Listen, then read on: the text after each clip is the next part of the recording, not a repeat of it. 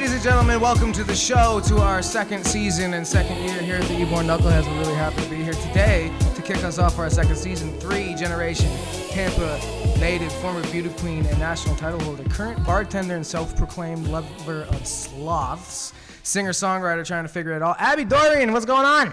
Hello, how are you gentlemen today? Great, we're doing great. Excellent. I feel like you just jumped right in. You're like, and there's the end of her thought, and now we're recording.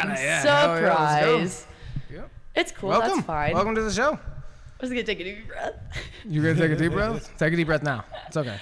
People can watch. All You right, take a let's deep go. breath. Very thankful to our viewers for being with us this long, and we really appreciate you guys. Yeah, 100%. We haven't been doing a whole lot over here, but you guys have been sticking with us, and it's really fucking awesome that you guys are still sticking with us. So, anyway, you're a bartender in Ybor, and I'm sure you have some wild shit to say about that. I'm sure you have something to say about bartending in Ybor, as opposed to other places if you've ever bartended anywhere else. Are you talking about like the atmosphere, the client, like what's different about being like in Ybor compared to like Soho 100%. versus like Gainesville? Okay. Because I feel like Ybor is a special place, and not a whole bunch of people understand that. Yeah. It is, but it isn't, right? Okay, because here's the thing, is that like, if you're in a tight-knit community, especially something as small as the bartending community that sees as much of the entire outer community around it, because yeah, we work in the bar, so we're there most often and we're there most frequently.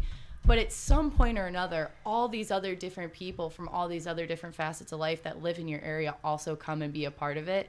So it does feel especially tight-knit because you have that like perception of like how much bigger everything else is around you, and it's directly proportional to like how big of a city you're in. So being somewhere like Ybor versus Soho, the really big specifics as opposed to like Gainesville, where like it's a much smaller town, is actually the best way to describe it, in my opinion. Tampa Entertainment reposted a meme, or they created a meme, and it was like the two pathways of like the life cards of like the crackles of lightning above the dark house, like on the CD trail. Yeah. And the other one's like the pretty sunshine, cakes and rainbows like version of life that you could go to, and it was like Soho or Ybor. And I could see that. in that moment, I was like, you know what?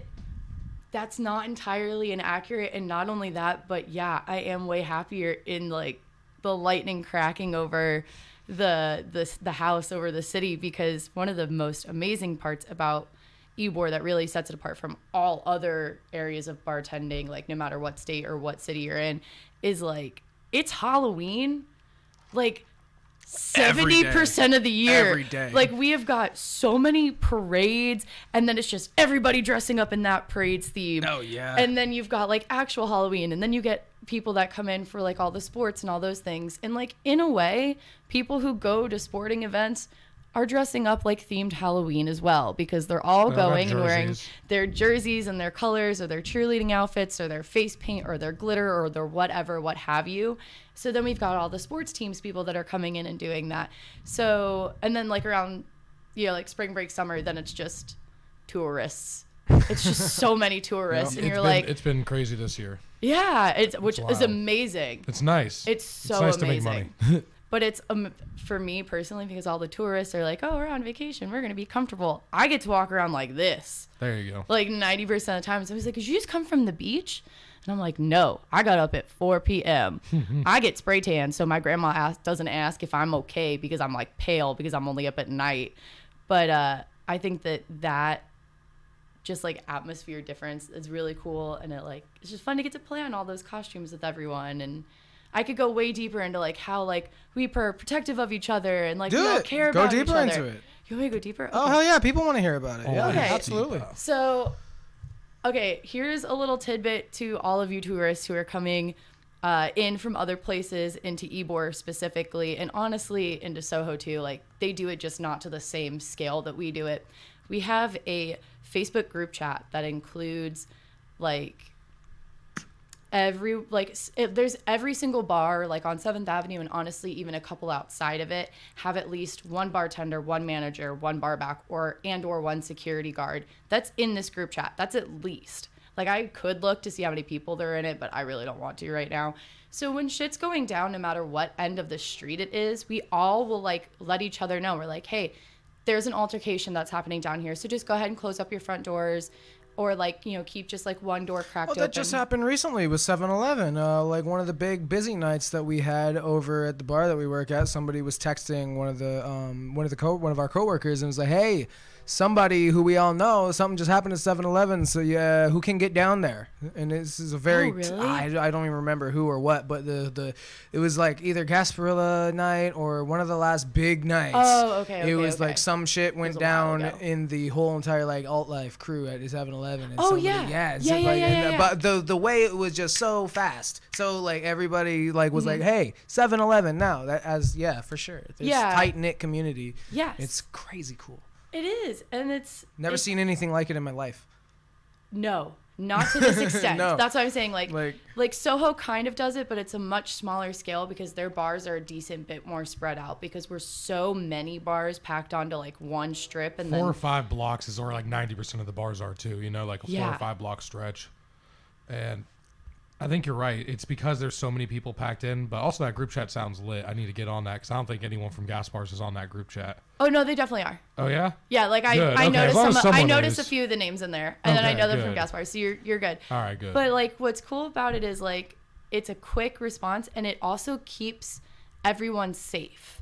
It keeps not only the employees safe, but it keeps the people that are out drinking safe. For like, hey, go down this other direction the street, or hey, you guys are in here, we're gonna stay in here for like a few minutes until this clears up, and like make sure that nobody's going out there and making it worse or getting caught up in like a not particularly safe moment. And I'm not to say that like this happens all the time. Like there's also a lot of like, hey, we're getting a lot of these types of out-of-state fake IDs right now.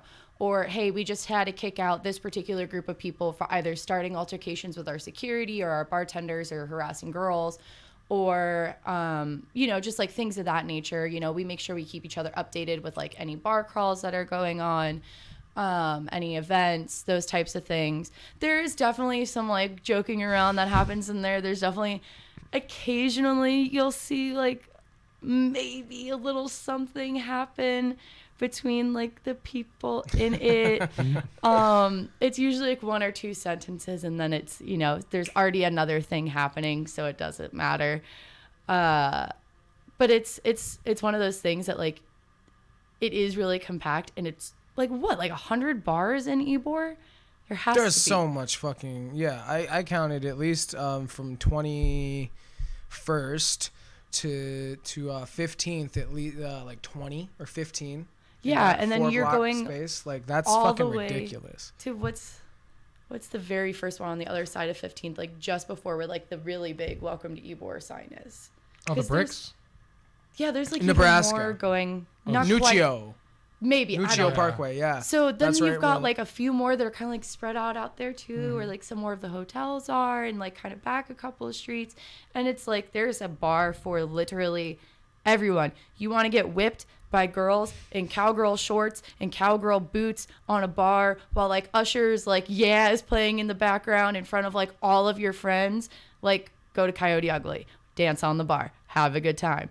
You want to like go play pool or go play darts, you got plenty of bars that'll do that. We've got at least 6 different bars that do karaoke Thursday through Saturday, sometimes Sunday. Like I thought that there was only one, but then I got out. And then I realized that there's like literally like 5 or 6 that do it. So if I thought it was only like 2 or 3. Shit. I literally only because thought First that Chance- Gas Bars and Double Decker did it. Well, the First Chance, Last Chance just started doing it. Or They do karaoke. on Thursdays now, and they're I trying didn't know to. that. I don't know if it's going to be like a set thing. I just know that they did a 3-week-long karaoke competition for the last 3 weeks with 1884 rum. Okay. So like, and me and like some of the other like locals that are like always looking for karaoke, we all went and did it together. And it was a decent bit of fun. But then, well, I guess technically James Joyce does it on like Tuesdays. James Joyce does karaoke too? On Tuesdays, yeah. I thought it was just Gas Bars and Double Decker. Yeah, me too. I thought that That's was what the I'm only telling places. you. Like, you get out of like the one bar and you realize that there's like quite a few other bars that do it as well. And then, I mean, then you've got like the Orpheum for all your live shows, a bunch of alternative. The Ritz too. well, because I just saw like Grandson for like $50 at the Orpheum, and it was a fucking amazing show. And Royal the Serpent was their opener, and they did fucking amazing. And so like it's this really, it gives you like very late 90s, early 2000s like grunge rock and roll bar feel. I thought isn't it closing down soon? Aren't they like moving locations or something? And that I guess they're gonna be moving locations. I don't know. I guess it was something to do with their lease. The last time I heard, they weren't closing, but I don't know if they had quite found a location just yet. So I'm really, really hoping that like they don't, like what happened to Honey Pot doesn't happen to them, because I fucking love the Orpheum. Now, I forget, I don't even I've never even been into Honey Pot when it was open, but like I know I was like when I first moved here in 2016, Honey Pot was like booming. Banging. And then all of a sudden I never saw it open again at one point. I don't even know what happened. I think it was the COVID thing. Yeah, I don't think they were, and then it was a lease. So then when their lease was up after COVID, I guess the people who owned the building did something and they didn't want to, I don't know. I don't know all the specifics. I only kind of know like little tidbits. So I don't want to speak on it too much, but is Southern Nights still open? Are yes. they still, yeah. They are? Yes. Okay. Are they walk by that place all the time? They are way down there. Are they open like every week, or is it just like one night a month or something, you know? They're open every single Wednesday that I walk by there. Walking home from downtown's open mic night. That's dope, because I know everyone says it's like one of the most fun places in Ybor. And I don't leave there till like 1:10 in the morning at the open mic night, because I'm usually outside jamming afterwards, and they're always open with people fucking just the same old Southern Nights vibe, you know, the drag queens at the door and shit, and it's fucking the same thing every week. I love it. I've only heard good things about that place. I've never been though. I have also only heard good things about the place, but I've never been in there. I haven't either, actually. And it's not like I've been into Bradley's. I've tried to go to Show Bar for their drag brunches, but it's on a Sunday morning and my ass is not getting up on a Sunday morning. After working Saturday night. Yeah, to go, because then I also work Sunday night. But so this is actually kind of funny that we're talking about all these different types of bars and kind of how it compares to, just kind of touch back on my the other cities. So compared to Gainesville, here's the thing: when I lived in Gainesville, I believe that the certain point of height that my life got to living in Gainesville that I really enjoyed was I had, I was doing the pageant stuff still. I was traveling and doing auto show stuff still. I was doing I had just started, or was like just decently into making money at like motorcycle rallies. I was doing music festivals. I was running around backstage behind concerts that I won't say where or what the name of it was, but I 100% went backstage to go into a VIP bathroom with a girl that I worked with at a music festival that I'd only known for, I don't know if this was like our first or second event together, so like maybe 6 days collectively. And fucking Bring Me the Horizon and Foo Fighters were just back there, and we're like running across the fucking stage, and I'm just like I'm like running back, and somebody asked, I want to say it was like the drummer on Bring Me the Horizon, was like, I need a hair tie, and I was like, do you want mine? He was like, no, because it was ugly. So he took my friend's. I think it was like a scrunchie or some shit. So he took my friend that was with us and took That's her. a cool story. Yeah, and then we ran back. But the height of that was I'd created the perfect pattern of going out in my life. And it used to go like this. And I wouldn't do every single one of these days every single time. It would depend on, if I was in town or not. I would go one night to karaoke at Boca Fiesta and get $4 margaritas and tacos and do karaoke all night. And then I would go to, they had this place, Barcade. It was a 3-story high bar arcade, and it was like super skinny, and it was right next door to the only gay bar in only Gainesville that did Thursday night drag. And then like we had the top Tuesdays where they did hospitality or happy hour night or something or whatever. And then the Atlantic was our version of, no, I guess more High Dive was our version of like the Orpheum. So like I had a place like that, and I saw Robert DeLong there. Nice. I love Robert DeLong. Have you seen his jam in the van? It's really maybe good. No, probably not. It's like a 12-minute set. It's really my good, god, though. you've never heard of Jam in the Van? I will. So Jam in the Van is this fucking thing where this van, they bought a van, right? They bought a literal van, and they put a fucking X32 in it and a whole bunch of fucking wedges, and they set it up so that fucking band can go in Like there. a whole ass band. Like an entire band can go into their van and play. So fucking they had goddamn Robert DeLong. That was one of the big things that made Robert DeLong was fucking like being on Jam in the Van really put his numbers up. And fucking so they had him come in and he's using the fucking joystick and shit. Yeah. Yes. I'll send it to you after this. Yeah. Fuck, you got to see it if you like Robert DeLong. You have to see that. Yes. So I got to see him for like $30 when I was supposed to be in college. That's dope. We're just gonna. That guy's sick. Yeah. So now I have that with like grandson at the Orpheum. Like it's finding like basically all of the places that I either hung out in or worked in Gainesville. And like in Gainesville, instead of Soho, it was Midtown, which was right across the street from the stadium, and it had all of the a bunch of frat houses on one side of it, and it had all the seedy like college kids like.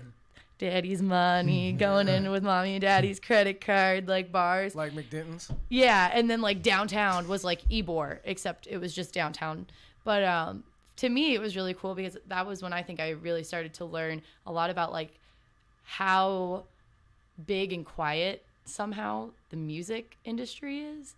Like there are some people that I went to college with that I would hang out with. I would go see them do their cover band stuff that are now getting like hundreds of thousands of like views and likes and shit on TikTok. That's awesome. So like it's like starting to blow up, but not for nothing, but also like Fueled by Ramen was the music label that got started by Les and Jake, which was from Gainesville, and I'm pretty sure they signed like Paramore people don't know that under and part 21 Pilots. People don't know the under part of music like that. That's right. the under part that no one's they're not in the forefront and they're not celebrities, but they're just as there and they're just as important, like, and they're making just as much money, and it's fucking the best part of the music industry. That's why I liked being a fucking audio engineer, because the monitor guys at shows and shit, Right. Dude, that you're a part of the show, like you're the reason for the show at that point, and it's fucking no one knows about that. No one knows the name Fueled by Ramen, just regular listeners.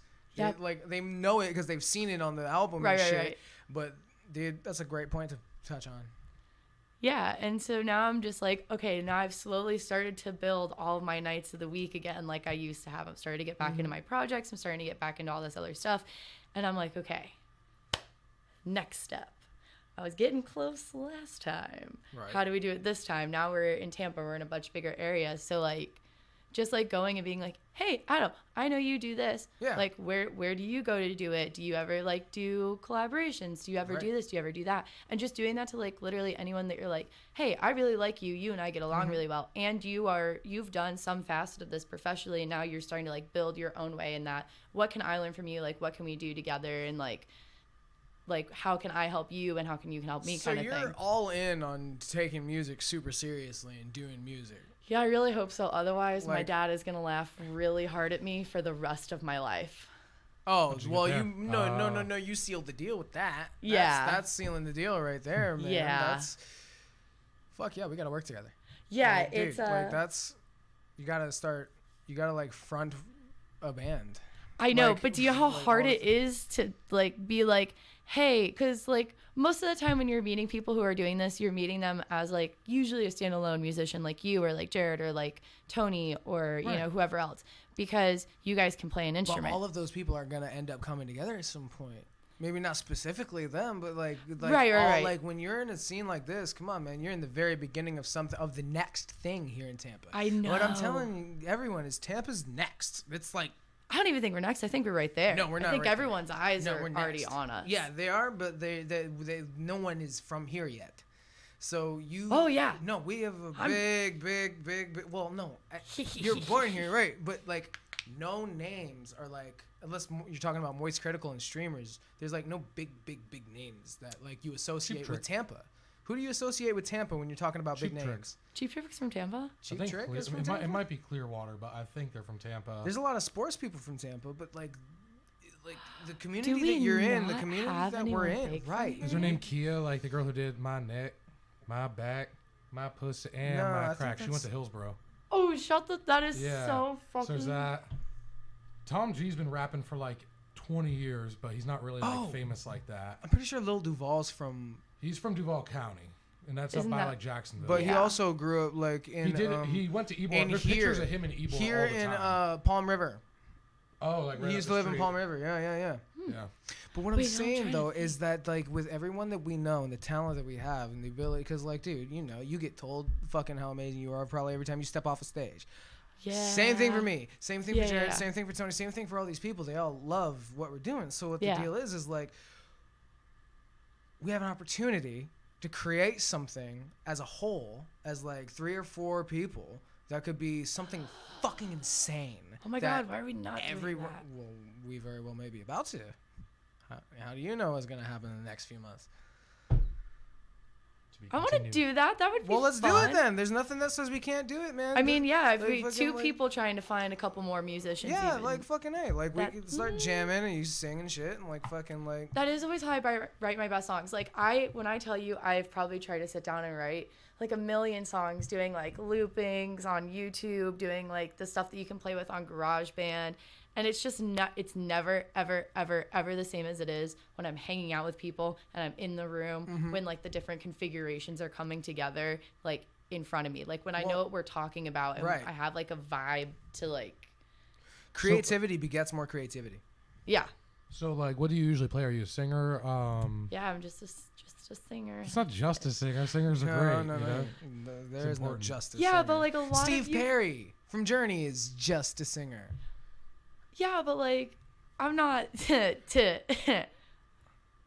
not that good. How do you know? How do you know? You're saying that about you. You don't actually have. Because wouldn't I be like way more famous by now? No, that's not how it works. That's not even almost how it works. Your talent means nothing to how famous you're gonna be. Especially because there's industry plants and shit. Well, like there's that, industry plants and all that shit, but no. Wait, what the fuck is an? I've heard this term before, but like I've never. Oh, dude, Drop your it, friend fucking Carly Rae Jepsen is a goddamn industry plant. Fucking like like all of these like your comment from the other night. Don't be making fun of my girl Carly Rae. Hey, it's catchy shit, all right. All right, catchy shit. Yeah, catchy shit. But then there's legendary shit that never dies. No one's listening to that song and. Now, no one even. No, but TikTok did just revive "Call Me Maybe." Okay, that's people our age doing that when they, fucking. Well, listen to me. Not 80 years from now, man. Yeah, no. People are still listening to Journey. People are still listening to AC/DC. Or let's not say Journey and AC/DC. They're not 80 years old bands. Well, they're. That's true. 50. All right, just say Rush. Bands, that's 50-year-old. 40, 50-year-old bands are getting there, man. You also listen to Elvis. The people. Okay, there, yeah, that's the age they were when they were doing it. Then is the age that we are now, and we have the talent. We don't get to decide that we're not that good. We don't get to decide that that's not who we're gonna be. That's not what you know, because you don't actually have the right thing when you're listening to yourself. You're listening to yourself as the self. You're not listening to yourself as an objective fucking. I had people on last Wednesday of it, yeah. when I got off stage that I felt terrible about what I was doing. I felt like I was sloppy and messy and I was all choked up here and shit. People were like, "Oh my god, dude, you're so fucking good. What the fuck?" And like, that's what I'm saying is like, how do you know you're not as good as Steve Perry? How do you know that you're not gonna be fucking part of the greatest fucking shit that's ever happened? I don't know. Maybe this is. You know what I'm saying? Maybe this is the kick in the butt I needed this week. Jesus Christ! You gotta think on that level because that's the level it can be. Like that. Like I say, I speak to the top of it because that's not maybe where you gotta aim, but that's definitely what you have the soul for, and your energy definitely is that energy of those who make it, just like me and people that you're trying to be around. So like, yeah. I mean, I definitely would make an excellent front person just for the sheer fact that, that little fucking blue fan that we have at Big Easy that I put on the fucking corner and I dance in. Oh, you got the showmanship part down. Like, you've got the showmanship part down. If you could just pay me the same amount of money a night to just go do that on a stage, like, you'll make. I mean, obviously, I obviously want to make more doing it. You'll make more doing music than you will ever see bartending. Especially if you're with a band. I hope you're right, because otherwise there's a big old joke that my dad is going to wait a long time. Just to stand on stage with an acoustic guitar, I get paid $150 a night. So I can't play. Well, okay, but imagine, so here's another way it works, is like now people pay per person certain places. Oh. So you both get $200, you both get $150. That happens a lot with bands. Really? Yeah. Oh. It used to happen a lot up north with bands. People used to give each member of the band a couple $100, or they'll give a set amount for the entire band. Yeah, exactly. And And that's why people also like single musicians, is you don't have to, like, because you that's have why to pay people 5 hire people. single musicians. Yeah, And it's you just pay them like 150 awful. bucks, So I feel bucks, like 100 bucks, and not cool. But like a band, you can't give that to a band. What I Like, feel if you like- give 500 to a band, it's almost like not enough. No, especially if it's a 4 or 5. if you piece, give know? a trio $600, you should be good. Yeah. I'd say $600. I mean, you can to definitely cover start with a trio. 2, 4, 6. Well, trios are some of the greatest fucking things that have ever happened. Look at Rush, dude. Look at my dad's band. Like, dude, like, oh, there's another thing where talent means nothing for your fucking, for how many people are ever gonna hear you and how far you go. Like, like, I'll show you afterwards. Okay. What Like, is your fucking- dad's band? Well, my dad was lead guitarist for Rare Earth from Wait, 2004. Rare Earth? Yeah, from 2004 to I 2009. think I got a fucking vinyl from them that I haven't probably listened do. to. That's Yeah. fucking funny. Hey, big brother. You know, So that whole you band. said he was the lead guitarist? Yeah, he was the lead guitarist from 04 to 09. He wrote 4 songs on the Brand New World album, and you know, he taught me everything I know. But That's yeah, fucking that's how far he got with it, like national touring and shit with one That of the would be biggest bands to fun. ever come out of the 1970s. But it's also, you never heard my dad's name.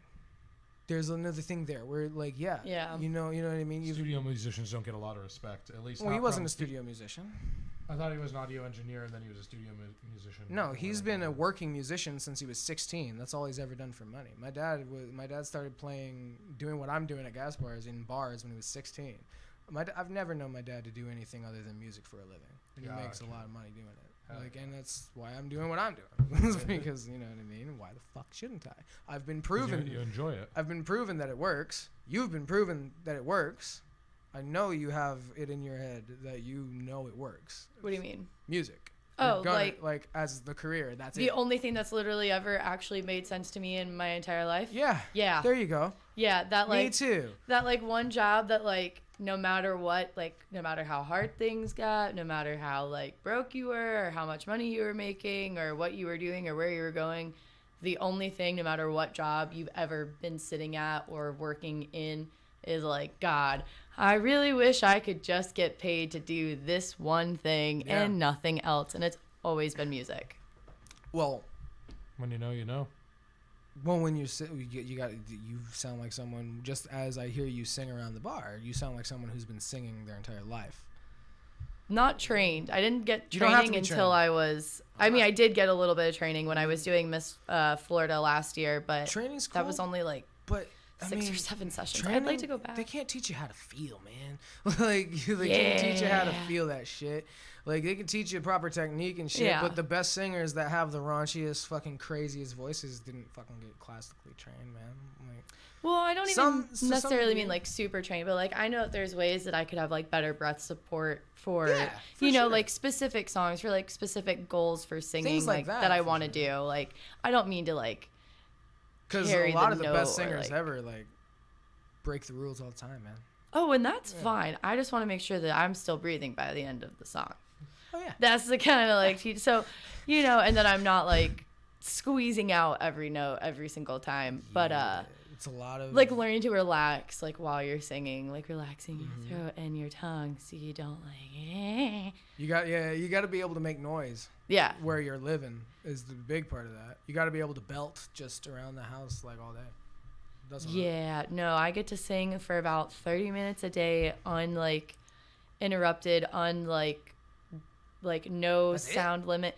I live in an apartment where I can literally hear everything. Apartments are terrible for musicians. Remember when I told you I was living in the ghetto and my like these guys I was seeing are like we're like are ghetto adjacent and like it's not anything to do with like my neighbors. My neighbors are all very wonderful people.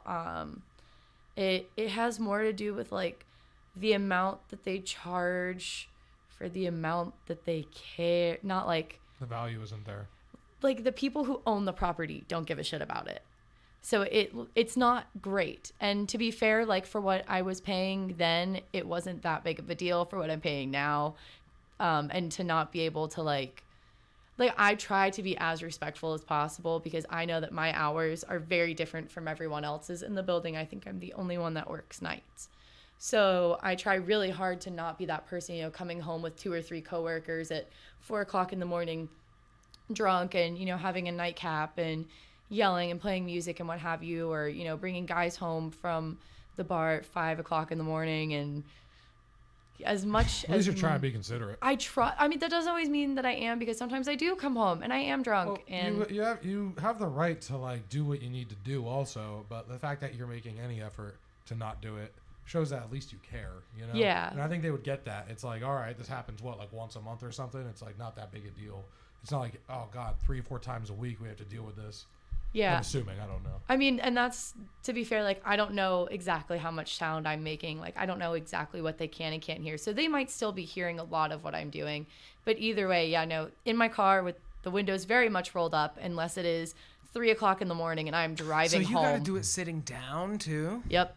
Oh, this sucks. I hate singing sitting down. Yeah. So every once in a while I get to go to karaoke and do like 3 songs. But is that your practice though? Is karaoke?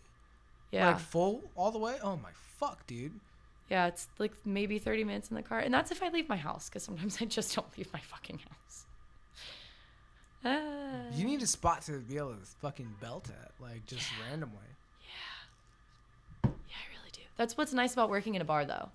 It's because at night, See, because people wouldn't they understand can't that part of it. hear you over the Yeah. music being played. They can kind of hear you, and then they're impressed because they can hear you. Right. I used to do that. I used to do that at gas bars when people were playing live. When I was running around there bussing, Yeah. like I would just be singing my ass off, and then that's when like Jared would come up to me and be like, "Hey, like you're really good. What are you doing? You bussing tables?" And like, You definitely did some karaoke though. I remember. I did a couple yeah. times. No, I mean, couple times. sometimes I saw it like once or maybe twice. I've done it probably about that many times. I hate karaoke with a passion. I fucking can't stand it. Why? Cause drunk people, right? Here's what drunk people like to do. Okay. Drunk people who have no musical inkling under any circumstances get up on stage and they try to sing "Don't Stop Believing" or something that took somebody years to even be able to fathom. You know what I mean? These drunk motherfuckers get up on stage and think they can fucking do what I do and fucking whatever all the other musicians that have been doing it their entire life do. Like, that's where I have a problem with karaoke. Is like, no, you don't get to... It used to be you had to have been a certain level of talented in any given way to even set foot on a stage. So for some drunk fucking idiot to get up there... just shut the fuck up and get off the fucking stage before I throw myself into the wall. You gotta just think of it as something other than like... they're not musicians though, and I don't think most of them like think that they are. That's They're my just, problem with it. Like they're just trying to... You're making a mockery of music, and I'm not okay with that. I mean, I don't think that's where it's coming from, but sometimes it just the result is shitty. A lot of times the result is just shitty. Inadvertently making a mockery out of something that someone worked their lives to be able to do. Well, once again, I don't think they're doing it because they're trying to mock it. I think they're trying to do it because they enjoy the song. But you can accidentally press the button and kill someone too. So. What? No, they're inadvertently doing it. You can accidentally kill someone. I mean, I get what both of you are saying. Like, basically, you feel like you know it's not their intention to No, I know they're not actually shitting on the fucking song. But it's still the effect that he feels is happening. Even though, like, most people's reasoning for getting up and doing a song may not be that. It's probably, yeah, they're like, oh, I don't get to be this person in my day-to-day life, so I'm going to go up there and be that person now in this moment. For like 3 yeah, minutes, because you know it's a song that everybody knows. You know everyone's going to sing it back to you. You know that you're going to get that, like, feeling. You're going to get the rock star treatment. Yeah, and you know that when you get off stage, regardless of how you did, if you were entertaining enough, no one's going to care because most people are also drunk. Yeah. Or, like, they're on vacation, or it's their one thing a week that they do to really blow off steam, or... I get that. I have no problem with that. You know, some fucking... Right. Like, there are certain songs I don't think you need to touch unless you can sing them. Like, I hate hearing people sing Don't Bohemian Stop Rhapsody. Believing and fucking... Don't Stop Believing and Sweet Caroline. You're not allowed to sing no, AC/DC. honestly, You're stop just not singing Sweet allowed. Caroline altogether. Oh, yeah. It's please, for the overplayed. love of God, wrote please it. stop, Like, please stop singing it. No one has to hear that song ever again. Every single sporting event, every single karaoke, every single fucking, like, every collection of people that ever was. I mean, weddings, birthday parties, regular restaurants, like sports, everywhere you go, somebody puts on that godforsaken song. And I internally, like, it got to a point when I was working in a dueling piano bar that there were some songs that I was like, fuck this song, I'm going outside. I'm going outside for 2 minutes. I'm going outside, you guys will be fucking fine. Wonderwall. Luckily, people don't sing that as much as they Country did like 3 or 4 Roads. years ago. Oh God, yeah. Country Roads What- can what- take... That's like a really whatever- good song, you know what, though. whatever People just sing it like fucking shit. happened I like to- Country Roads. People get really I drunk. cannot stand it. Whatever West happened to that Virginia. song? I see that train coming. It's coming around the bend. No, stop, I ain't stop. seen the sunshine since I don't know what. I missed that song. People used to haven't sing heard that that song. on karaoke. I've I never haven't heard heard on that song in karaoke. a long time. Anybody? Is that Ring of Fire? No. No. I It hear sounds that like Johnny train Cash, though. coming. It does. It's coming around the bend. And I ain't seen the sunshine since I don't know when. But I shot a man in Reno. Yeah, Just to yeah. watch him bleed. Oh, is die? I shot him in. Yeah, I think I shot him in. Da, da, Just to da, watch da, him da, die. da. In my head and cry. Fucking Johnny. I I gotta I say, missed that Johnny song. Cash is not my favorite though. Like, That's, I don't believe that's Johnny Cash. You don't think so? Johnny Cash is my favorite. I He's your dreamt I died, no longer could I see. I dreamt I died, no longer could I see. Is that Heavy as the Head? That's ain't no grave gonna hold my body down. Ain't no grave gonna keep my body down. When I hear that trumpet sound, hey, I'm gonna rise right out of the ground. There ain't no grave gonna keep my body down. That song, Ain't No Grave. Ain't No Grave is what it is. Okay. I don't know if I heard that one before. Honestly. It's one of the best Johnny Cash songs that exists. Interesting. Johnny Cash. Johnny Cash. Give us some cash, Johnny Cash. Thank you for the donation, Mr. Johnny Cash. Oh man, they don't like copyright shit That'd be a when good you're on name. a podcast, do they? We're recording it. We're actually not live. Oh, I couldn't figure that out. Oh, okay. I couldn't figure out that other camera. It was like choppy and shit, so I didn't know we were gonna be doing it like play this. with it. Yeah. Excellent. Well, Yay! I'm probably just gonna put the intro and outro on it and just throw it up there. I'm really not gonna Oh. edit much out of it. Okay. All right. Well, We shit. don't like to edit here. That's honestly fair. It'll be funny because like my hair has just been drying this entire time. It was wet. So my hair is just, is it getting bigger? Because it feels like it's It getting is bigger. getting bigger. Yeah. Yes. I would say, so if you're like cutting it up, it's like just my hair is going to look very different. It's like, what happened? Oh, well, I'm switching between you and me and Landon on this thing here. So, first time I've ever done that. You got an ashtray, didn't? That's what this is, isn't it? Thank you. Yes, it is. This is nice. It's very sweet. Sorry. Is that right? That tastes good. I think I'm gonna make myself. So, what do we think about Will Smith? Oh no. Do you think that shit was staged? That's the real question. I don't think it was Yes? staged. I think he's going through a lot of like bullshit, and I think whose opinion gets to be first. All right, I'll tell you this: you don't assault a comedian because they tell a joke. Plain and simple. Like, if you can't handle that or she can't handle that, that's a little much. I feel like Jada Pinkett is a very abusive woman to him. I mean, my thing also is, why is that like such a crazy thing? But she talks about her shit and puts it on the table constantly and drinks Yeah. her husband, puts all of her family issues, all the most personal shit she puts right out there. But what, that joke was too much? I've been with a woman that's like the whole idea that he was laughing because I saw him laughing his ass off when he first said it, and then Jade, I Yeah. saw Jada's face. The- The Can we death. take a moment to the appreciate death. the amount of side eye she gave in that clip? Like that was Like- heavy. That was the craziest. It was highlight. Like heavy. I just wanted the amount of like just emotion on her face in that moment of just like, oh, you got me fucked up. But sorry, go ahead. No, I you're 100% right. Yeah, it was absolutely like that. But I also think it turned into something really toxic and manipulative. Oh, 100%. Where she looked at him and was like, You better do something. and said something or fucking like, you're not a real man or something like that. Oh. Because I've been there. I've been in that because that's no. what I think must have happened. For someone to get up with fucking tears welling in his eyes after he was just laughing his ass off at the thing that was just said and then go slap someone who I know is a friend is like fucking like, remember, they've done shit together. Like, fucking, like, dude, imagine that. Like, I've been in that situation where it's like, fucking, I'm having a good time, and then, like, she, like, looks over at me and is like, huh, yeah, well, you're a fucking piece of shit. You're not even a man. Like, fucking all that shit. How do you, like, dude, like, and she seems the type. I don't like Jada. Sorry. I don't- No, I no, don't no, like no. Jada. But honestly, I think it was staged. You think it was staged? I think it was staged. I've seen pictures and like seeing it like the moments leading up to it and right after, you can see like Will Smith and Chris Rock both smiling. You can see him like when he pulls away, like Will's like holding a smile, like looking down, like. And fucking Chris Rock is like he's like reeling, but like you could. I think his reaction is genuine. Listen to what he said. I mean, they are actors. Listen to how he said. Even if he walked off the stage and broke for a second, but then sat back down to continue doing that, and they dropped all the F-bombs and all the whatever. They've both been on live TV. They knew there's a couple of different things they know you that can't go. Say that though. Yeah, but they knew that other countries attention. were, and it would go straight onto social media. Yeah.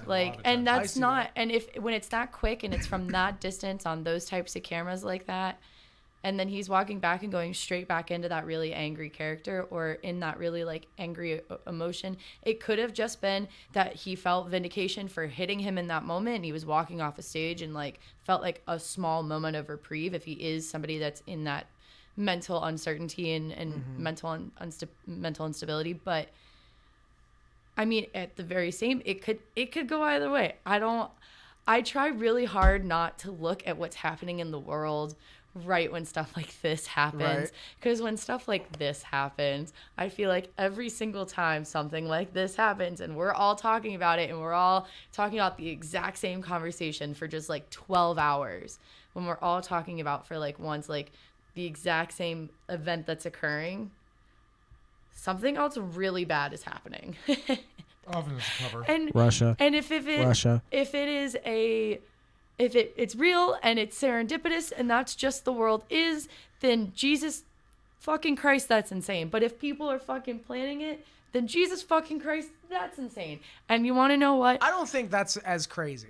I don't think that Hollywood it is being full real. of known pedophiles. Here's what I and don't shit. think. I mean, anything could fucking happen with these people. I don't think it being a real situation is indicative of anything being fucked up. Because if it's a real situation, that makes me feel better about it.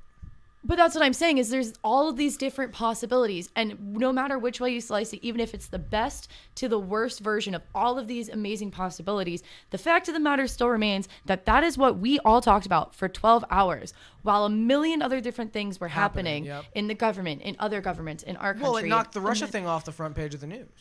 And that's what there's so many, and it's one thing after another. Something knocks something off the page, and the next thing we know, something 10 times worse is popping up, but a few days later. But no, you find out about it 10 years later. Remember? Right, yeah. But either way, either the world is just really fucking ridiculous and nothing is real, or everything is staged, and that's just equally as fucking ridiculous. And I'm sick of it. I just want to do music and look at stupid pictures on the internet. But that's why you be a part of it. That's why you be a part of that's why you weasel your fucking way in. That's why you do something that... And then potentially just end up just as corrupt as everyone else. Why then? That tells me that you know that you're going to do it. That tells me that you know that if you get that opportunity, that you're going to take the corrupt opportunity. Well, if you're the type of person... No. Wait, stop. Okay, wait, all right, yes. If you're the type of person who's not going to take that opportunity anyway, don't have that fucking thought. No, I understand you being worried about it even if you're not. But, I don't think that I have the capacity for making that kind of a fucking terrible corrupt decision. Because I tell you why I'm getting on stage tomorrow. And it's not for the money that I'm going to get. It's for the fact that I'm getting on stage tomorrow. That's what I get out of this as a musician.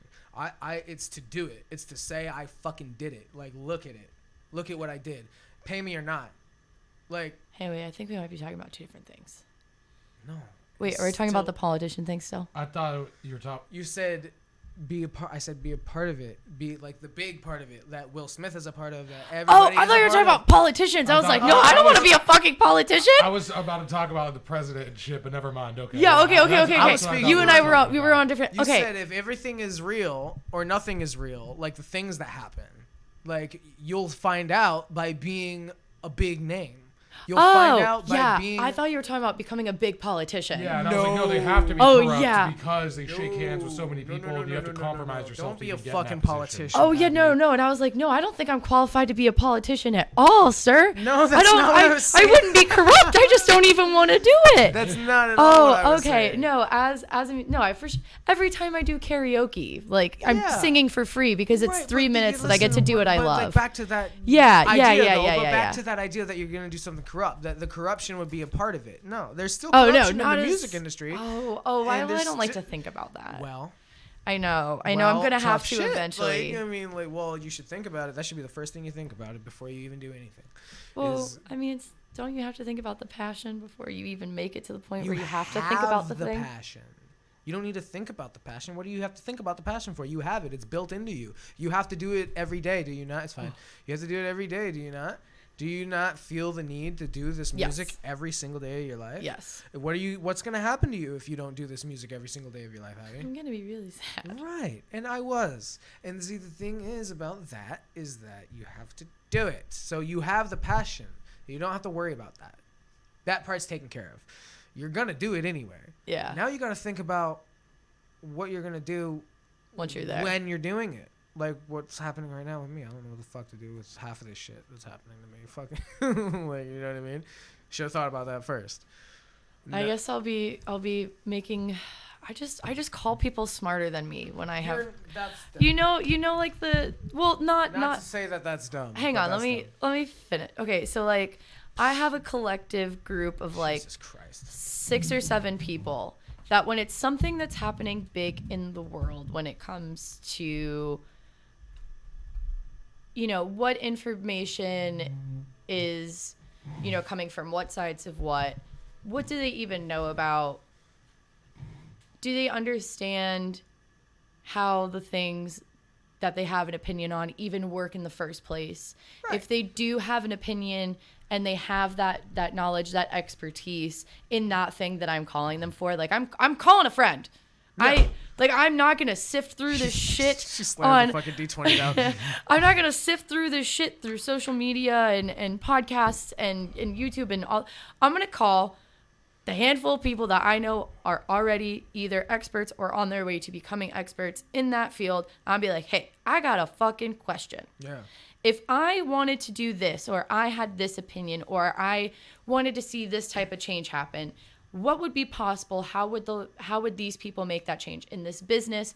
If I wanted to step up and do this as management or whatever, if I wanted to travel to a certain place to work a certain event, or if I had a question about a law or an election or something, then I'm calling the people I know that are lawyers and other people who have done other things in those, with different political views, like from both sides. I go to the people who would actually be the ones that are sitting in those courtrooms that are coming up with those questions, who are asking the right questions, going over every bit of fine detail of every one of these articles for themselves before looking at anything about it. Like, it's like, that's when I play phone a friend. Okay, I play phone a friend and I'm like, yo, I do not know how I feel about this, because this is the information that I read in this article, but then this is the information that I'm seeing on social media. And base it off of what your friend had said was right each time from where? Like, if you send somebody an article from the same source, each time they say, hey, yeah, that's right, trust that source. Well, no, I'm saying like, wait, hang on. I'm sorry. I did not take my Adderall today, so your question is not pressing. When you phone a friend. Yes. Right. I call multiple friends. Right. About the same thing. Right. With different information. The majority of them tell you either no or yes. Use that over time from the same source on different things and decide whether or not you can trust that source. Well, yeah. I mean, like, one of them's my dad. Okay. Like, we're not talking about like my. Well, you. I don't want to age. Don't I'm use sorry, Dad, if you hear this. Term loosely like okay, that, all right. man. Well, like, okay, that's all not right. your friend. You That's already, your dad. You already know that my family isn't incredibly close. Like, I mean, I'm in my own world a little bit when I'm mopping. So if you're you're good. You're talking about when I'm mopping. So there. No, you remember I was saying earlier, like my dad had to like low key like kind of quasi adopt me twice. Yeah. So I love my dad. I have a great dad. My dad's great, but he has 3 kids under the age of 5. Oh boy. And my little sister who just turned 20, who like is also like, she's going 20, so she's like really going through like the new like only been living on her own for a couple years shit. Like wild shit. Right. Yeah, like where I was when I was her age. Now he's going through it with her, but like I'm still not out of the woods. I'm still only 25. My dad had to tell me on Monday I don't have health insurance anymore. And he was like, it was another year, 26. Like, my birthday is so close. Oh. So because I turned 26 in June, and the cutoff is like May 1st. Gotcha. That sucks. Yeah, they're like, yeah, we're not gonna cover her for like what, 6 weeks. Last time I was at a doctor is when I got vaccinated. And before that, it was when I I don't even go to the doctor. Okay, but like. Yeah. I'm a lady. I got lady doctors to go to. Right, I know. I've got like foreign devices in my body that could at any point rupture my uterine wall. So you got to monitor those. Not for nothing. Like, I kind of need the health insurance a little bit. I'm not saying you don't. No, I was just making a comment that I just barely ever. I know, but you've seen in our group chat, how often have I gone to like the Minute Clinic since you've been in the group chat? Minute Clinic is awesome. Can I just say about the group chat something that I really hope none of my coworkers or my boss hears?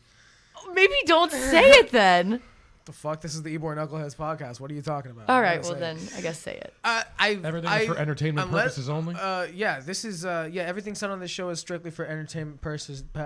Everything that is discussed on this show is strictly for entertainment purposes and does not necessarily reflect the desires, actions, and or fucking impediments of the individuals involved. There you go. Yep. I don't ever look at the group chat ever unless I'm checking. Well, you really don't need to. Unless I'm checking the schedule or if I'm like. You really don't need to, because if we need anything from you while you're working, you're right there. But you're also gonna text me any other day. Oh directly. yeah. You're not gonna tag me in the whole chat. It's no. Like you guys always hit me up directly, and I live that. Always do that because I don't participate in this stuff. Oh, I love our. So I love like, the group chat. Sometimes I spend time reading it and I laugh my ass off. Did you tell anyone that we work at the same bar together? Does anyone on the show know that I'm your coworker? I've said where we work at like that. Oh, okay. All right. I don't know. We usually never be quite specific on where. No, I wouldn't. I mean, it's not like it'd be really hard to. But we do out, work in the same establishment anymore. And so, like, so do me I and love Landon. our work group chat. You don't ever read through it? I read through it, but I don't pay any attention to it. So if I'm doing something at my house, if I'm not where we were, nice save. I'll edit that part. Right? Yeah, I definitely would. If I'm not doing that job there, and I leave that place and I go back and somebody asks me about what we talked about the night before, I'm like, I'm gonna have to clock in and start working my ass off to remember what I was doing the last time I was here. Like, you know what I mean? So it's like, when this is going off and I'm sitting in my house, I'm like, oh, Big Easy Chat. Okay, is my name involved? No. Okay. So okay. Like, I'm just like. So you're behind. Oh, I don't even. You're behind look at the when fucking thing. Yeah. And like, did you tell anyone about the you and freaking Ben with his erotica? Fucking the SpongeBob thing, and then the one that he wrote about me and Austin. The fanfic, the erotica fanfic. Oh, okay. That one of our customers. I need to hear this. Okay, story time. Story time. Which is, by the way, something we talked about in the chat, which is why, like, I'm like. An erotic did you guys fan post fiction? It? Did you post it? Did you post it in the chat? I didn't post the new one, but but somebody posted the one about SpongeBob. Right, ladies and gentlemen. So there's an erotic fan fiction with SpongeBob and Adam. But there's also an erotic there's an erotic fan fiction about our coworker Austin and Adam. You. And you. Yeah. And you said Adam. And this is Adam, third person. I said Austin. Wait, so is this animated? Yeah. Does someone put animation cells, or is this just like? No, we're gonna read it. All right, story time for the YborKnuckleHeads. Yes. Let's go. Oh my God. Okay.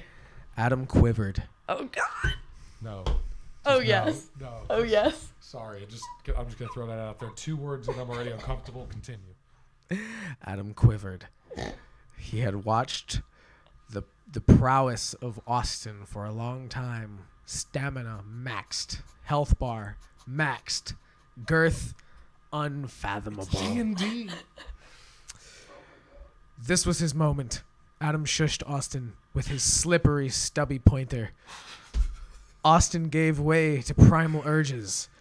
Let us fuck, Austin grumbled. Adam's heart skipped a beat as Austin rubbed his prickly beard from navel to lips. Oh God, Jesus Christ. Austin whispered, "You have the heat of 1,000 spicy guns." Adam answered, "Yes." Yes. With no shame, with no hesitation, Austin penetrated Adam. Adam squelched. Jesus. Adam squelched like a ham radio searching for a station. Jesus. Austin let out a mighty cry. Adam trembled and said, I have seen God, and it is Austin's wiener. Then they came, cuddled, and 10,000 angels got their wings. Bro, that was next level, and that was way more descriptive than I thought it would be. And I gotta was say, whoever very wrote that is eloquent. actually a pretty good Adam's writer. fucking But that was crying. disturbing. Wait, hang on. Squelch like a ham radio No, searching for a there's- station. That's art. I That's will beautiful. say. That's genius, right? But that makes me massively uncomfortable.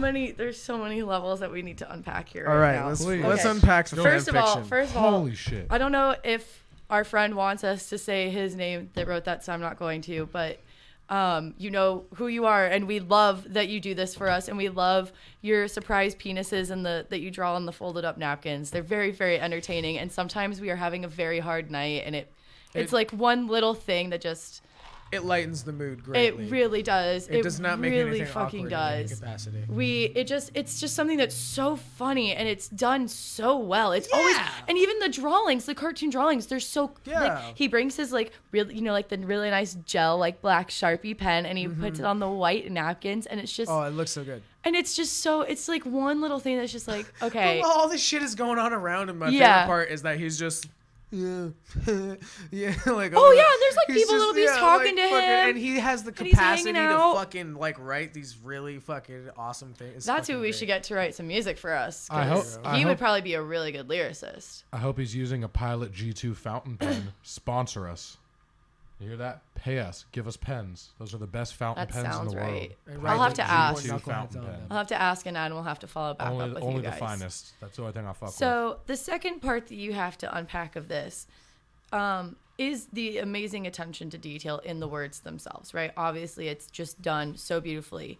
But the third thing, which I am, like, the reason I laughed that hard, just like actual snotting, like having to pinch my nose together as to not do that while you're reading it, it was the dramatic reading of the fucking fanfic erotica that you just gave. Like, that was not like deadpan, like, what the fuck was the first words? Adam quivered.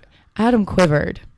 I'll never Like, you forget could give it very dry and very monotone and just kind of like this, but you put the emotion into that yeah. shit, and that, like, so I'm sitting here, and now the fourth thing that you have to unpack is this is his first time hearing it, and you're giving a dramatic reading of all of this, no idea what this man looks like or like what the scenery is around him, like being in that moment. All he knows is he's got a prickly beard. And so there's just so many things for me that just made that, like, Amazing.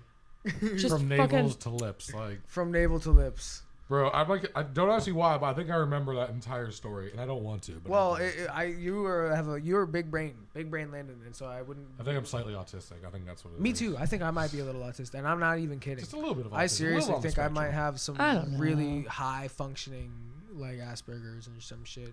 I don't know. Asperger's. I'm I really. definitely have the ADHD. I'm but socially I've- awkward as That's fuck. because it's been like a year that I've like consistently been on ADHD medication and not had like a break or anything from it, and it's also the first time in like 6 years I'm not on antidepressants. Do you like Adderall?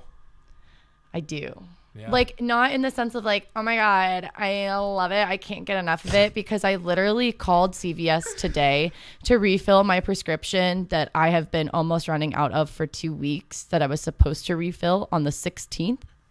And they were like, oh, we can't. And I was like, what do you mean you can't? And they were like, yeah, it's like back ordered. Like, we don't have running it. out We of won't Adderall? have it for 2 weeks. And I was like, My entire okay, fucking cool. generation is So like, if I had remembered to like go pick it up, because I only take it the 4 days a week that I work. You're not supposed to take it every single day. It'll fuck with you long term if you take it well every day. And not only that, but like I barely eat those 4 days. Like people will tell you, like they see me bartending, they're like, how much have you had to eat today? I'm like, a banana and like a liter and a half of water. Yeah, you say that kind of crazy shit all the time. I'm like, what the fuck? Eat something. Yeah, exactly. Like, and so like I use the 3 days that I don't take it just to be able to like, I had pasta for breakfast. Like I'm carbo loading. Like we're getting like, well, at least you're not fucking starving to death. no. Like when I tell you guys, like I literally carbo load for the weekend to like make it through the weekend. Yeah. Like I don't know if that's like intermittent fasting, but the reason that I called them today is because I still have 1 weekend's worth, right? So I know that gives me 7 days to forget about it because I still have enough. And as soon as I forget about it, it's going to be like the last day that I can pick it up once they've refilled it. And like I do that all the time, and sometimes I still forget, and I still have to call my doctor to send another written prescription because I forgot to pick it up in time. And like every once in a while I'll feel like the imposter syndrome of taking Adderall, where I'm like, do I really need this? Or like sometimes I feel like I'm abusing it, and then every once in a while something will happen where I'm like, oh yeah, I forget to pick it up for like weeks and have to like mentally prepare for the fact that I'm going to forget to pick it up for a week once I refill the prescription.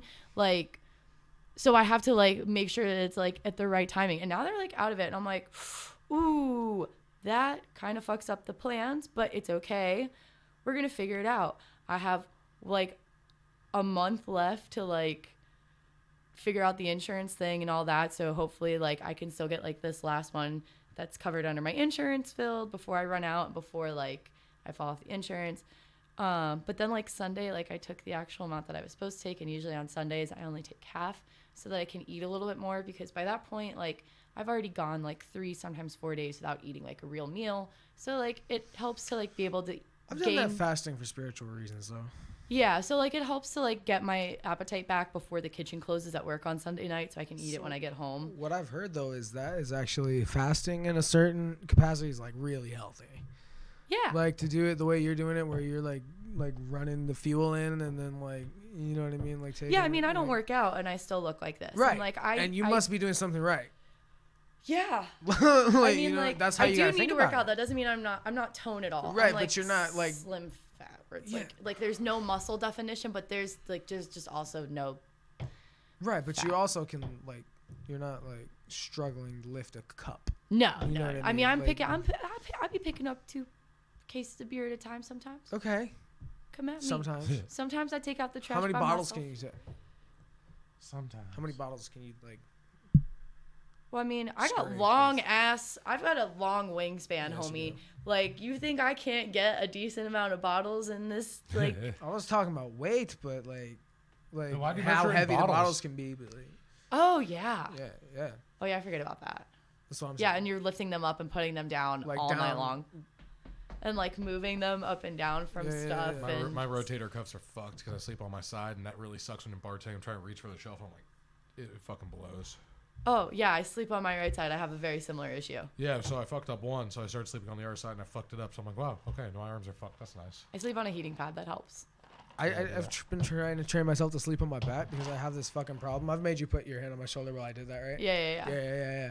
And that came from fucking sleeping with somebody like that. My arm being like this, and I didn't move, and I woke up and I couldn't move my arm.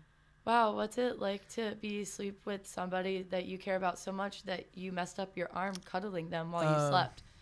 Because I don't think I have had. Well, she ruined my fucking life, so it really wasn't all that worth it. That's fair. I mean, it felt. But at least you had it at some point. Yeah, like, that was nice. I got fucking fuckboys left and right out in this I cuddle my motherfucker. pillow right now. I like that. That's nice. I am not for the sheets, but I'm not for the street. I'm definitely for the sheets.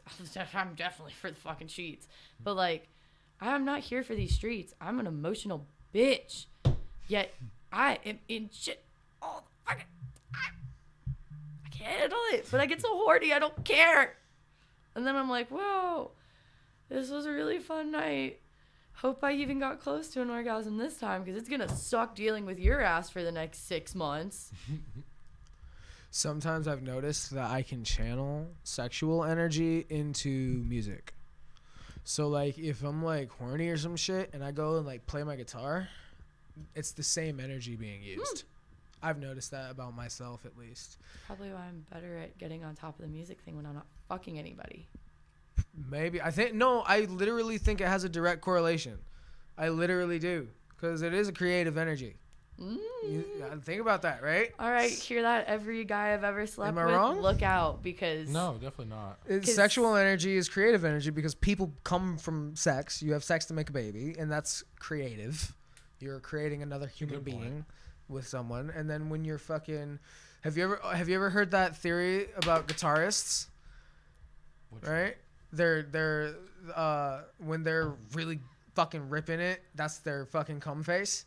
Yeah, drummers too. Yeah, okay. So that's true. That must be true because it's the same energy being exerted, just through a different medium, except for your sex organs. It's just that's because no. But I've noticed it. Like I've noticed that if I don't fucking take care of it for a while and I do music instead, then I'm more attentive and I'm better at music and I have better ideas and I have the energy to go and fucking do the music.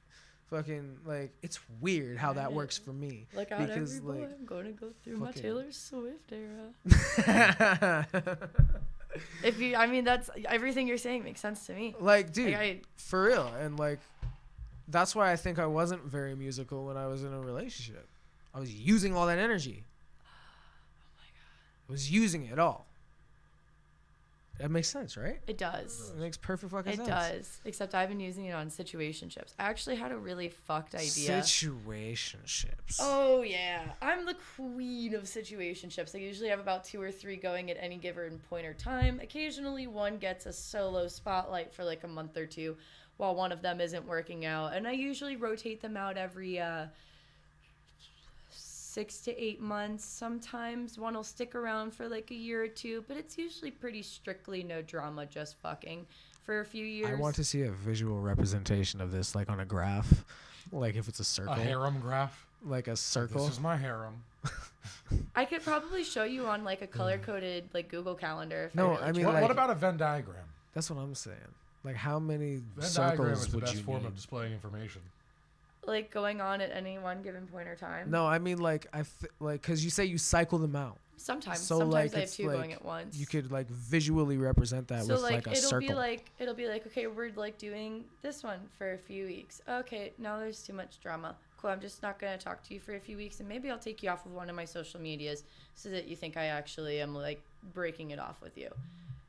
And then like another one, like either like a new one that'll like come from like Hinge or like Tinder. Well, not Tinder. I've never used it. Well, I think I used back in the day. I'm more of a Bumble and Hinge gal is what I'm trying to say.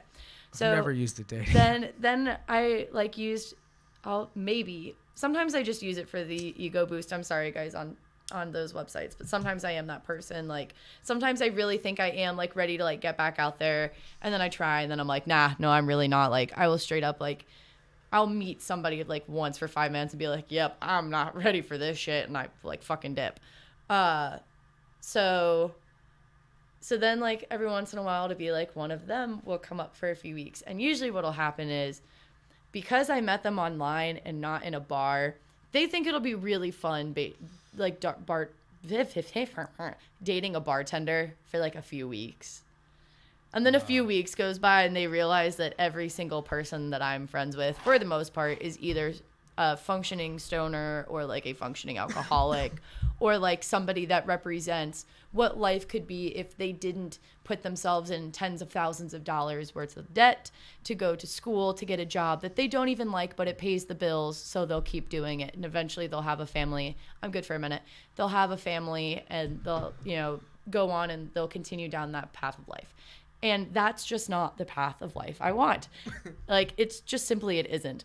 So they get to do it for like 2 weeks. And then they're like, wow, okay, like this is fun. And then 2 weeks into it, and they're like, wait, you mean you were serious when you said you didn't want kids? And I'm like, yeah, I said it. Yeah. So I've decided I'm going to get my tubes removed before I start dating anybody again. If that means I need to legally marry a guy friend and have them sign off on that fucking paperwork, I'm abs. Wait, hold the fuck up. Why would that be? Sometimes people don't let you get your tubes tied because it's considered like very invasive and it can like potentially dangerous. So sometimes they make it like dildos are extremely invasive and they're completely legal. Well, I mean, I don't think dildos are that dangerous either. Right, you've never been to baddragon.com. It's actually not super. It's a minimally invasive surgery. I just know, like, for instance, like a vasectomy is like in and out, you know, whereas the tube tied thing is a little bit more. They don't tie them anymore. They take them out, and it's a minimally invasive surgery. My friend that had it done has a scar this big, right here, and that's it. Is that new? Because I know the tying used to be the thing. I don't know if it's particularly new, but I would say that it's definitely gained a lot more traction considering the fact that your tubes are significantly less likely to grow back or reopen after they've been tied because they actually remove entire chunks. Like sometimes the tubes can grow back and can like grow back open and you can still get pregnant after you do that. So they do this as a more effective way, but they usually do it for people who have like actually, no, I wouldn't even say that. I would just say that there's a bunch of different reasons why they do it. But the biggest reason that they do that rather than tie them or just like remove everything is because it still leaves the ovaries so your body still creates the right hormones for your body to still be like appropriately aged and like, you know, performing normally for like, you know, 25 to, you know, 40, whatever, until you go through menopause woman. Yeah. So it's minimally invasive. It's effective. I already know I don't want kids. Even if I do want kids, I've already said it like a million times to a million different guys. It's not the motherhood part that I don't want. If I one day am in a place where I feel like I can balance that well and provide a good, loving home for that child, then I will make that decision and I will find a child that is already on the planet who has already been dealt a shit-ass hand who could use some help. Right. You know, and go from there. So yeah, sometimes when you go to do these things because you're too young or you haven't had enough kids or you aren't married, they won't let you do it. They will tell you that you need to have at least 3 kids or 2 kids, or you need to be at least 30, or you need to at least be married, and then your husband needs to sign off on it as well.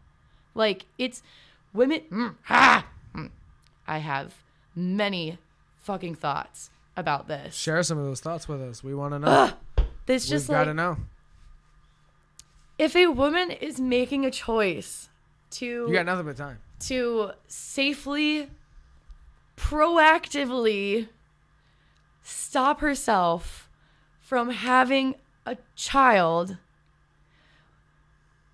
how are you going to take that away and then also take away abortion and childcare and like government assistance for when that person who's had a child is super young or what have you?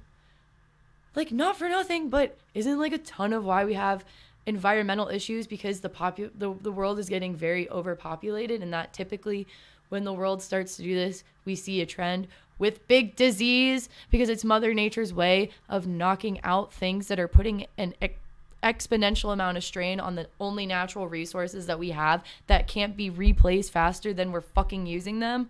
Like, and now you're going to be like, no, you can't make that decision, but also fuck you. You can't get so far ahead of it that if you've known and you've said it for your entire life. I've been saying I don't want kids since I was 12 years old. I used to babysit. I hated it. But I wanted money because I wanted financial freedom and independence. I babysat 2 kids that would throw pool balls like the pool balls at each other's fucking heads. That's the parents' fault.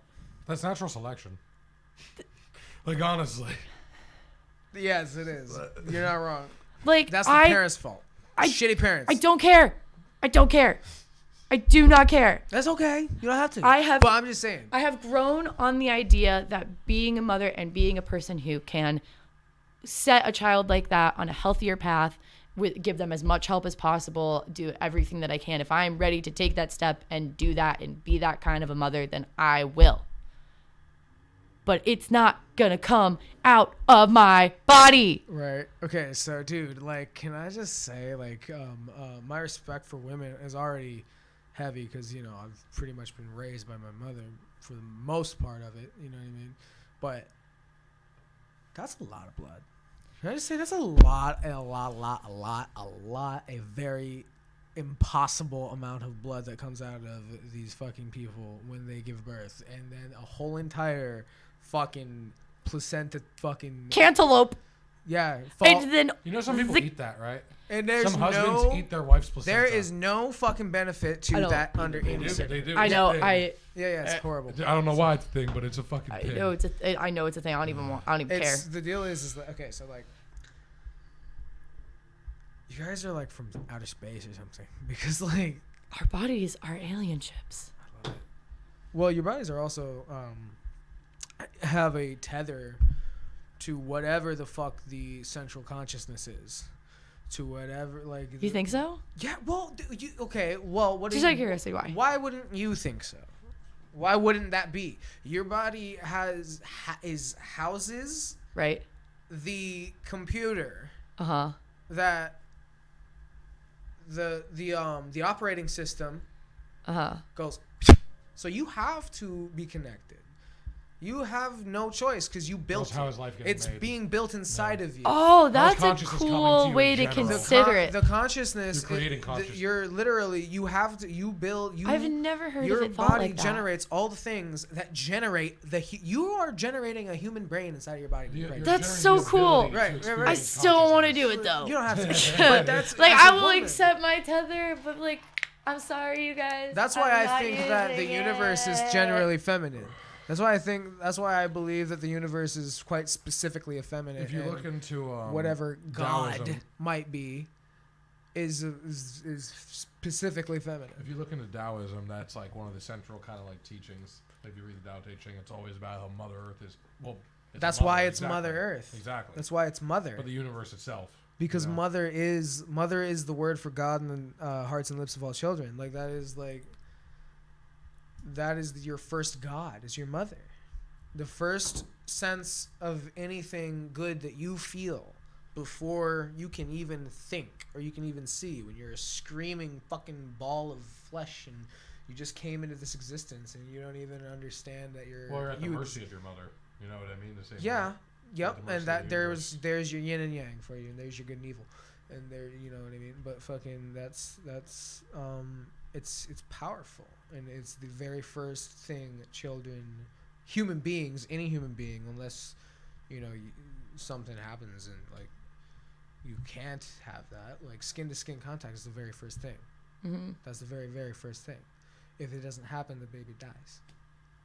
You know, like that's that's the number one thing they were telling us. Like, yeah. That's love keeps the baby alive. The actual being, the warmth, the fucking, you can hear mommy's heartbeat. You can hear it. You hear breathing, mimicking. It's like biologically, not even consciously. Like fucking, like it's like, yeah, it's real wild shit. That's so wild. You guys are the fucking seed. You guys generate the seed of consciousness. You guys why aren't we the ones making the decisions about if I can get my tubes removed? Well, because that would be way too dangerous.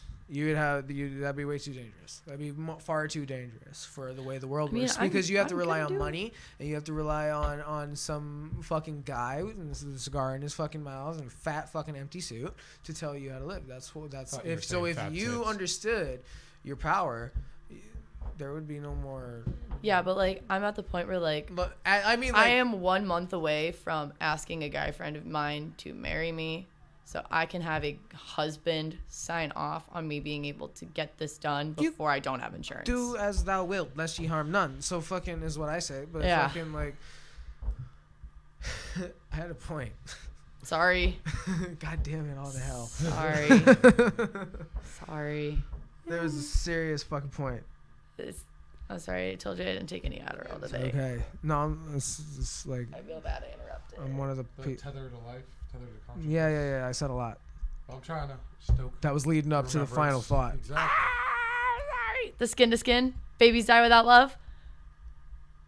We're getting closer. We're getting closer to the last thing you said. I think we are. We are. We're gonna figure this out. Women would be too dangerous if they had the power to make. Too dangerous. Because the fat guy has to make Okay. Because you back on track. Fucking collectively, if women collectively came together and understood their value to the universe and to the earth, that's why in certain cultures women are the mother, the woman, is described as the old earth, is what that, you know what I mean? So fucking, like, if women came together and realized their power, there would be no more power. There would be no more power structure. There would be peace. Or until a group of really ornery guys who decided they wanted to have the power back again started some shit. Well, that would mean for women to gain that power, everybody on Earth would have to come to the realization of the mother, of the grandmother. That's why it's also a grandmother. The grandmother. Look at the sun. Look at the moon. There you go, folks. Damn. Jesus Christ. What? I grew up in the woods. Leave me alone. I was taught by hippies, man. Leave me be. That must be really cool, though. Yeah. To have such, like... I grew up magic, man. I grew up with just like, not like that, but like my whole entire world was just magical as a kid. It was just purely magical. Like this shit all around. But like... sun and moon shit and fucking crystals all over the place and just people always playing an instrument, always, never not playing an instrument. So always talking about something, or there's music playing in the background, someone's playing a record, you know. I recently came to the realization that I was raised very differently than most people. Yeah. Like that sounds so fucking peaceful. I got taken out of school in 7th grade.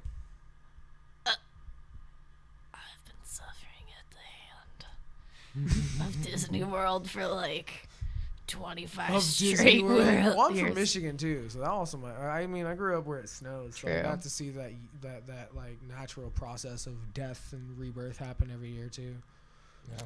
So I have a closer like relationship to death. I feel like,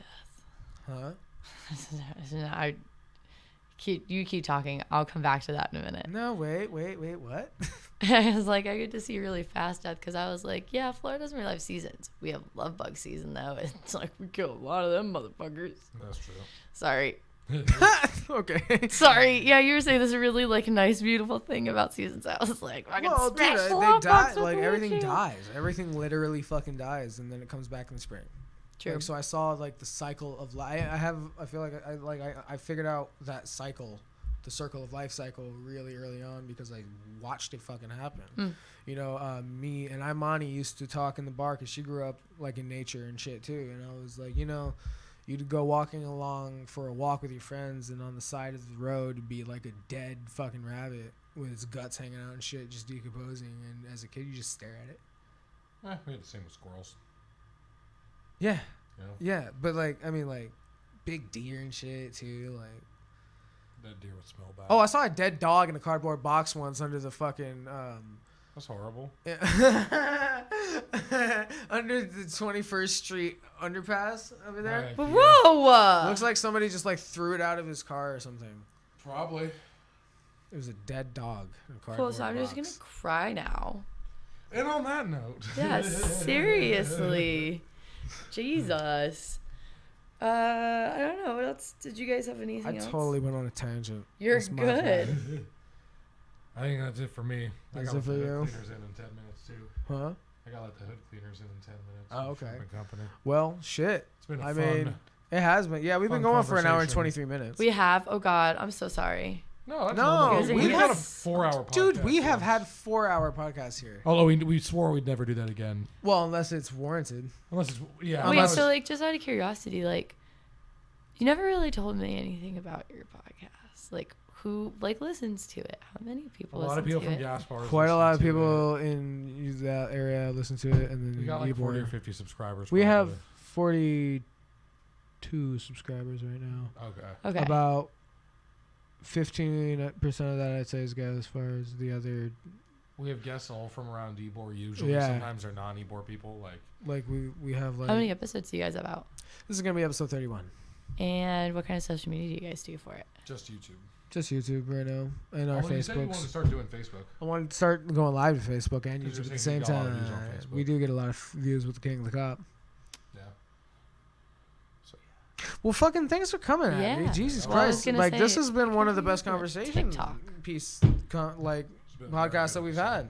Honestly, yeah. Was it? We hit a lot. Well, we hit a lot of stuff. Dude, a lot of times, sometimes we get people that just don't know how to have a conversation. Well, so every now and then, come on for different reasons. Some people come to drink and get drunk. A lot of our viewers have been on the show before, and no, you're never gonna find out who.